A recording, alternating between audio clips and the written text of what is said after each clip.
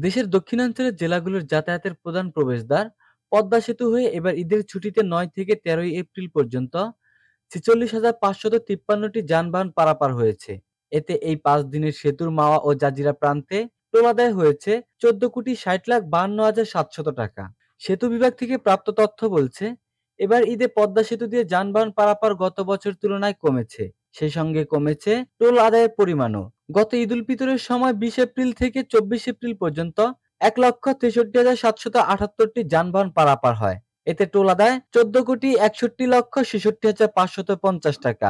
এবছরের হিসাবে যানবাহন কমেছে ১৭,২২৫টি। টোলের পরিমাণও কমেছে গত বছরের তুলনায় ১,১৩,৮৫০ টাকা। বাংলাদেশ সেতু কর্তৃপক্ষ সূত্রে জানা গেছে, মাওয়া প্রান্ত দিয়ে ৯ এপ্রিল ৩০,৩৩০টি, ১০ এপ্রিল ১৭,৫০৫টি, ১১ এপ্রিল ১১,১৯৪টি, ১২ এপ্রিল ১৫,৮৮৩টি এবং ১৩ এপ্রিল ১২,৮৯৬টি যানবাহন পদ্মা সেতু পার হয়েছে। এতে এ প্রান্ত দিয়ে ৫ দিনে টোল আদায় হয়েছে ৭,৮৭,১৮,৫৫০ টাকা। জাজিরা প্রান্ত দিয়ে ৫ দিনে যথাক্রমে ৯ এপ্রিল ১৪,৮৭৪টি, ১০ এপ্রিল ৮,৫১০টি, ১১ এপ্রিল ৭,৪৬৫টি, ১২ এপ্রিল ১২,১০০টি এবং ১৩ এপ্রিল ১৫,৫৯৬টি যানবাহন পদ্মা সেতু পার হয়েছে।